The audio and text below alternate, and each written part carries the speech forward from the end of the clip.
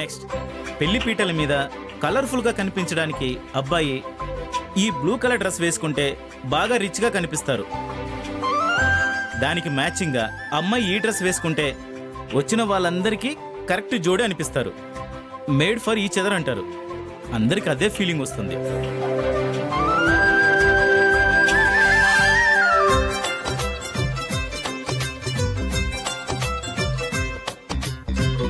ఏమొద్దునా?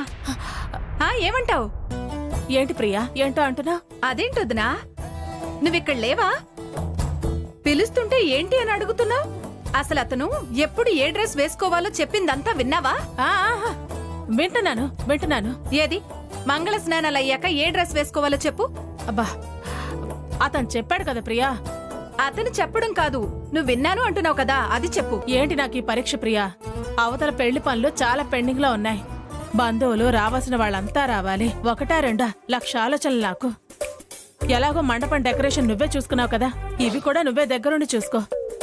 రే ఆదిత్య, మీ అత్తయ్య ఏది చెప్తే అది ఫాలో అవరా.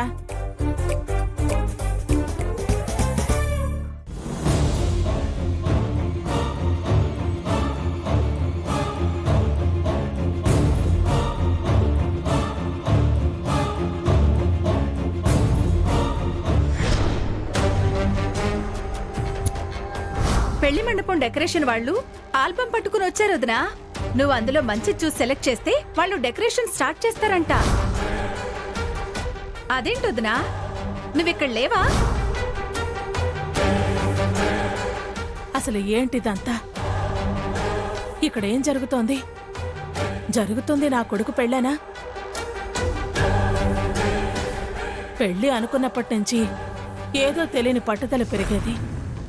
కానీ ఇప్పుడు ఏదో తెలియని వెలుతుగా అనిపిస్తోంది. ఒంటి నిండా శక్తి ఉన్నా ఎవరో నన్ను బలవంతంగా ఆపేసినట్టు అనిపిస్తోంది. అందరి ముఖాల్లో ఆనందం కనిపిస్తోంది, కానీ నాలో మాత్రం నా కొడుకు పెళ్లికి ఉండాల్సిన ఉత్సాహం లేదు.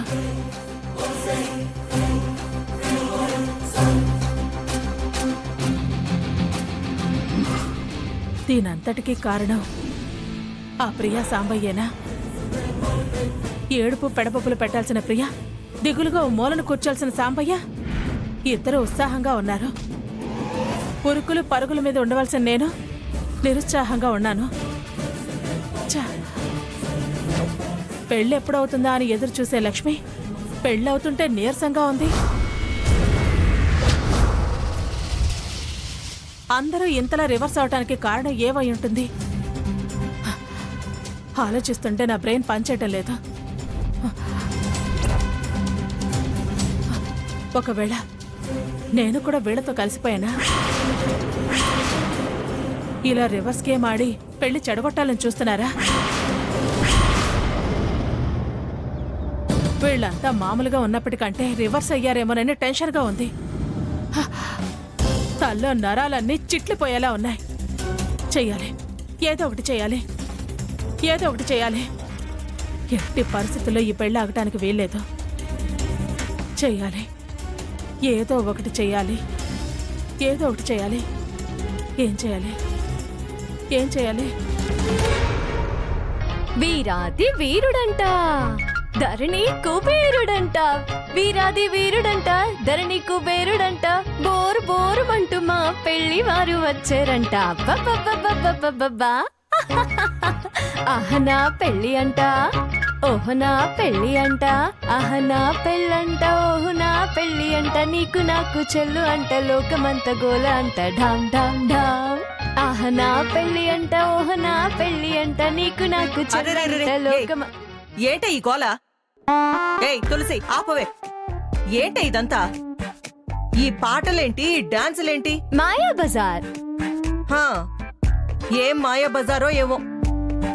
అవతల నువ్వు పెళ్లి చేసుకోవాలనుకున్న వాడికి పెళ్లేర్పాట్లు జరుగుతుంటే రేపు పెళ్లి అని తెలిసి కూడా ఎలా ఇక్కడ ఇలా చిందులేయగలుగుతున్నావు? ఇంత సంతోషంగా, ఇంత ఉల్లాసంగా, ఇంత ఉత్సాహంగా ఎలా ఉండగలుగుతున్నావే? అరే, కాస్తైనా భయం, దిగులు, బాధ లేవా? ఏ, నువ్వు అవాక్కైపోయావా? రండి మీకు కూడా నేర్పిస్తాను. ఏం చేయమంటావు? దీన్నే సెల్ఫ్ హిప్నోటిజం లాఫింగ్ థెరపీ అంటారు. బోల్డ్ గా చెప్పాలంటే ఏడవలేక నవ్వడం అంటారు. అసలు ఈ తిప్పలన్నీ నాకు నీ బుర్ర తక్కువతనం వల్లే కదా. ఏయ్, నాకు బుర్ర తక్కువ అంటావేంటే? తక్కువ కాబట్టి తక్కువ అన్నాను. ఒసేయ్, ఎందుకు దాక్షాయిని ఉన్నమాట అంటే అంత కోపం? ఏంటే ఉన్నమాట? నీకు స్టేచర్ ఉంది, నిజం. మంచి స్టేటస్ ఉంది, అది నిజం. కానీ స్మార్ట్నెస్ లేదు, స్మార్ట్ గా ఆలోచించలేవు, అది నిజం. ఒసేయ్ నిన్ను!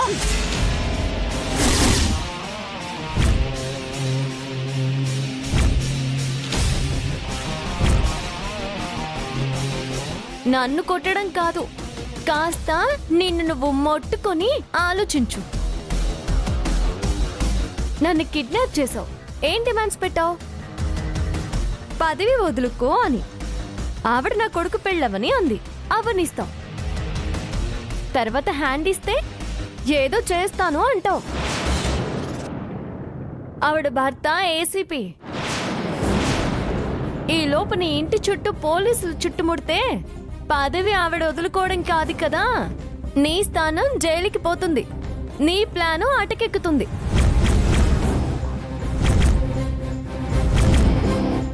ఇటు కోడల్ని అటు కొడుకుని నిలబెట్టుకుని మహారాణిలా కుర్చీలో కూర్చొని మహిళా మండలిని ఏలుతుంది.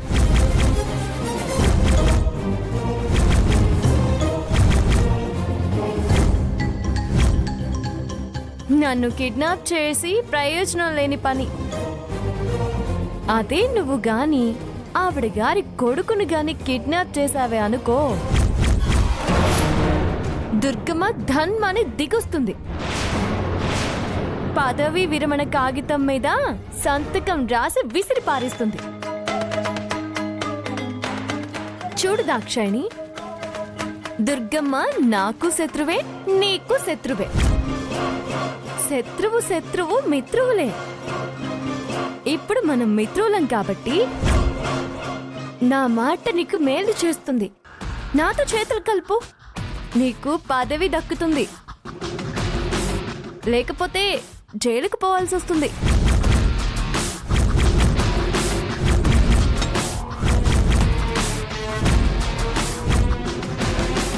ఎప్పుడు నన్ను మొడతావో, నీకు నువ్వే మొట్టుకుంటావో నీ ఇష్టం. తులసి, నువ్వు సూపరే. నీ బ్రెయిన్ షార్పే.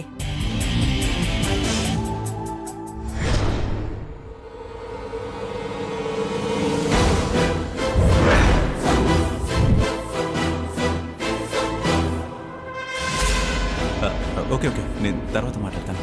Bye bye bye. ఏంటి అలా చూస్తున్నావు? ఎవరు ఫోన్లో? పట్టమటేసాయి. నన్ను చూడగానే ఫోన్ ఎందుకు కట్ చేశారు? నువ్వు వచ్చావని కేసు విషయాలే మాట్లాడుకుంటున్నావు. నువ్వేమైనా అర్జెంట్ పని మీద వచ్చావేమో అని ఫోన్ పెట్టేశాను.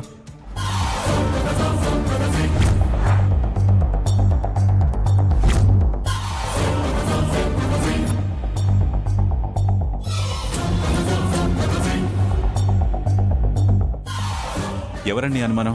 ఇంకెవరు, ఉందిగా మీ మేనకోడలు. దేనికి? ఈ నాటకానికి డైరెక్టర్ ఏమోనని. నాటకం ఏంటి దుర్గా? చూడండి, ఈ మాటలన్నీ వద్దు. సూటిగా అడుగుతున్నాను, నిజం చెప్పండి. మీరందరూ కలిసి నన్ను మోసం చేయట్లేదు కదా? పిచ్చిదాన్ని చేయాలని చూడటం లేదు కదా? మోసమా? ఏ విషయంలో? అసలు ఈ డౌట్ ఏంటి దుర్గా? వేరే విషయం ఇప్పుడు ఏముందండి, ఈ పెళ్లి విషయంలోనే. చూడండి, ఆదిత్య వెంకటలక్ష్మిల పెళ్లి మన రెండు కుటుంబాల్లో నాకు తప్ప ఎవరికీ ఇష్టం లేదు. చివరకు మీకు ఆదిత్య కూడా. ఆ విషయం మీకు స్పష్టంగా తెలుసు. అందుకే మీరందరూ కూడబలుక్కుని నన్ను ఇలా నమ్మించి మోసం చేయాలని చూస్తున్నారా? దీని వెనక తులసి ప్లాన్ గాని కుట్ర గాని ఏమైనా ఉందా? ఇలా పిలవగానే ప్రియా సాంబయ్య అలా రావటం, చాలా సంతోషంగా కలివిడిగా ఇల్లంతా కలిగి తిరగటం, కల్పించుకుని మరీ తనే అన్ని ముందుండి చేయటం. మీ అందరి ఓవరాక్షన్ చూస్తుంటే నాకెందుకు అనుమానం వస్తోంది. అరే, ఎన్నడూ లేంది ఆదిత్య లక్ష్మిని స్టెప్పులేద్దాం రా అని పాడటం, గెంతటం, ఇదంతా నాకు నటనే అనిపిస్తోందండి. తులసి కనపడకుండా మీతో ఇదంతా చేస్తోందా? చూడు దుర్గా, అనుమానం చాలా పెద్ద జబ్బు. అది ఒక మానసిక రుగ్మత. నువ్వు నన్ను అనుమానించడమే తప్పు, నేను నిన్ను మోసం చేయడం ఏంటి దుర్గా? నువ్వు అనుమానించే వాళ్ళందరూ నీకు కొత్త కాదు. తేడాలుండొచ్చు, కానీ అందరి మనస్తత్వాలు నీకు తెలుసు. ప్రియ మోసం చేస్తుందా? సాంబయ్య అసలు అలాంటి వాటికి ఒప్పుకుంటాడా? నీకు నేను ద్రోహం తలపెడతానా? ప్లాన్లు లేవు, కుట్రలు లేవు. ఒక్కటి మాత్రం స్పష్టంగా చెప్పగలను దుర్గా, నా మాట సాగనప్పుడు, చెల్లుబాటు కాదు అని తెలిసినప్పుడు సర్దుకుపోవడం మంచిదనుకున్నాను. నీ మాట అయినా సంతోషంగా నెగ్గనివ్వాలనుకున్నాను. నిజం దుర్గా. నమ్మమంటారా? నమ్మించాలని అబద్ధం చెప్పేవాడిని కాదు. నాకు నేనేంటో తెలుసు. అంతకుమించి నేనేం చెప్పలేను. మరి వాళ్ళంతా? నాకు తెలీదు. అసలు నాకు నీలా అనుమానం రాలేదు. నాలాగే వాళ్ళు కావచ్చు. అనుమానించడం కన్నా అభిమానించడం నయం. తేలుతుందిలేండి. ఇప్పుడు కాకపోయినా రేపైనా తేలుతుందిగా. ఏంటి దుర్గిలా మాట్లాడుతుంది?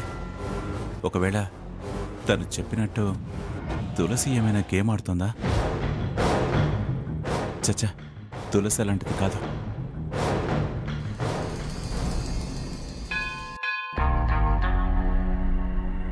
తులసి, నీ గురించి ఏమో అనుకున్నానే. చిన్నపిల్ల, ఇది చెప్తే నేను వినేదేంటి అనుకున్నాను.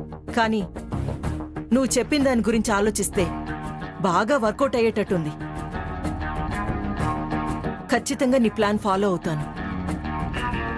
ఇప్పటి వరకు నీలాంటి అమ్మాయినే చూడలేదు.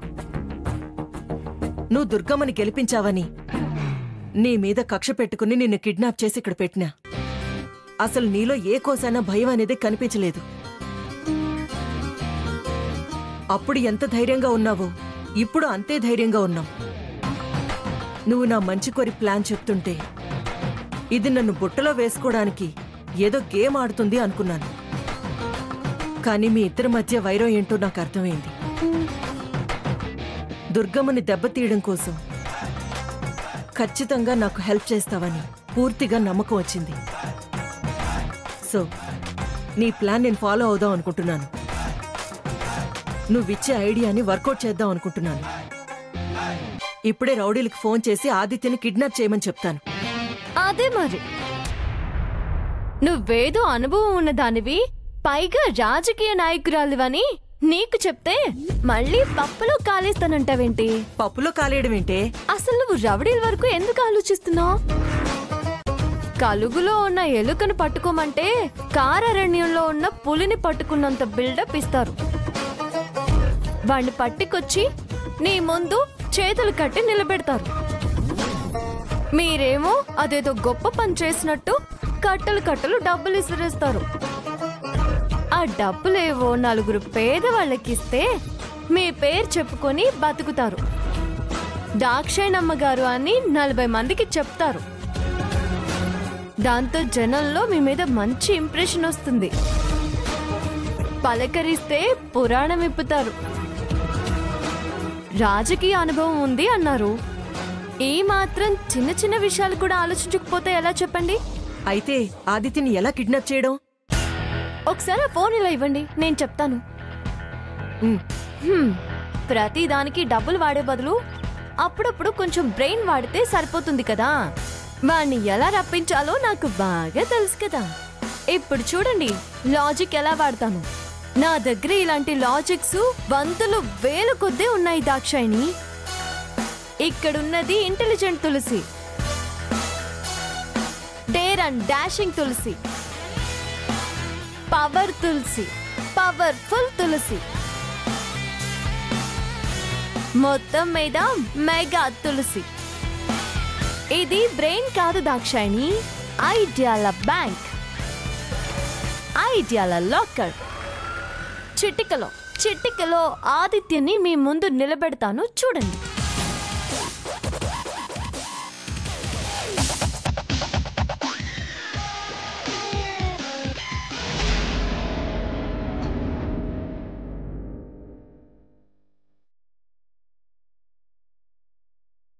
ఇది అక్కడ పెట్టేసి కవర్ సర్దేసి. అలాగే. లక్ష్మి, ఏంటి ఇంకా ఇలాగే ఉన్నావు?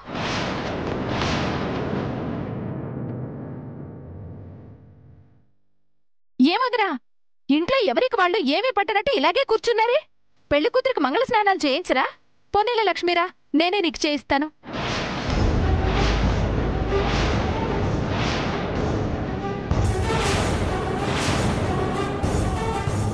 కన్న తల్లి ముందు హారతిచ్చి నలుగు పెట్టాలి. అలా కూర్చుంటే వెంటక్కారా? సత్య, నలుగురు ముత్తైదులతో నువ్వు హారతి పళ్ళని తీసుకురా.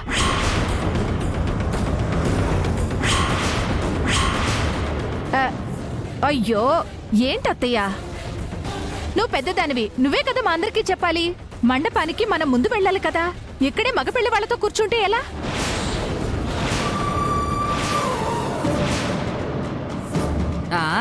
నిజమే ప్రియా, నేను ఈ విషయమే మర్చిపోయా. ముందు వెళ్తేనే కదా ఎదురుకోళ్ళు చేసేది. పదండి పదండి. రా పదలక్ష్మి.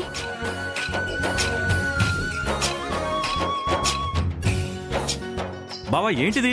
త్వరగా రెడీ అవ్వు, కళ్యాణ మండపానికి వెళ్ళాలి. పిలిచిన గెస్టులను రిసీవ్ చేసుకోవాలి కదా. అవునవును, ఈ పాడికి సగం మంది వచ్చే ఉంటారు బావా. నేను ఒక పని చేయనా? ఏంటది? ముందు నేను వెళ్ళి అక్కడ వాళ్ళకి కావాల్సినవన్నీ చూసుకుంటా. అది బెటరు.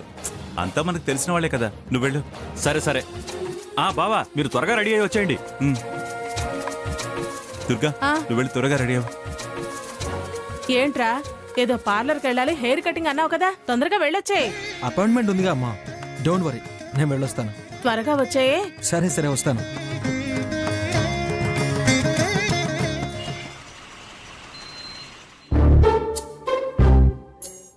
నమస్తే ఆంటీ.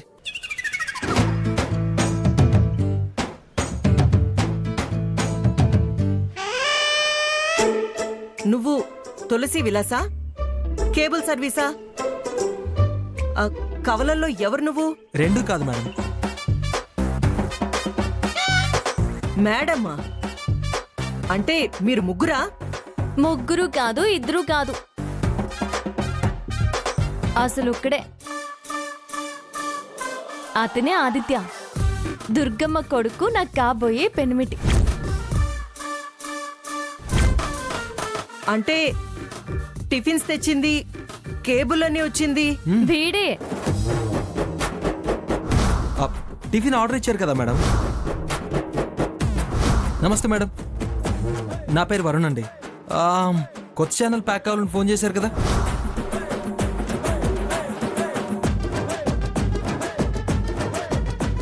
అమ్మో అమ్మో అమ్మో, నువ్వు సామాన్యురాలివి కాదే. నంగనాచిలా ఉంటూనే జాడ చెప్పేశావు, జతగాన్ని కలిసావు, డ్రామా ఆడావు. కిడ్నాప్ చేసి తెచ్చిందాన్ని నా కళ్ళలోని కారం కొట్టి వీణ్ణి పిలిపించుకుని రాయబారాలు నడిపావు. అందుకేనా అహనా పెళ్ళంట ఓహోనా పెళ్ళంటూ చిందులేశావు. నిన్ను లేవండి. ప్రేమ అంటే అదే ఆంటీ. ప్యార్ కియా తో డర్నా క్యా, జబ్ ప్యార్ కియా తో డర్నా క్యా అంటారు కదా. నిజమైన ప్రేమ ధైర్యాన్ని ఇస్తుంది, సాహసాల్ని చేయిస్తుంది. మీరు పెద్దవాళ్ళు, మమ్మల్ని మన్నించాలి, మా ప్రేమని గెలిపించాలి, మాకు తోడుగా ఉండి నడిపించాలి, మమ్మల్ని దీవించి మాకు చెయ్యి అందించాలి. నిండు నూరేళ్లు చల్లగా ఉండండి. మీ ప్రేమ గెలుస్తుంది, మీరిద్దరూ ఒకటవుతారు. మనుషుల్ని మార్చడం ఓ గొప్ప కళ. మనుషుల్ని మారుస్తున్నావు, వాళ్ళని గెలుస్తున్నావు. నీ తెలివితేటలే నీకు శ్రీరామ రక్ష. నిన్నటి నా అహం చంపేశావు. నీ చలాకితనం, నీ ధైర్యం నచ్చింది. ఇక నుంచి నీకు కాదు, మీకు నేను అండగా ఉంటాను.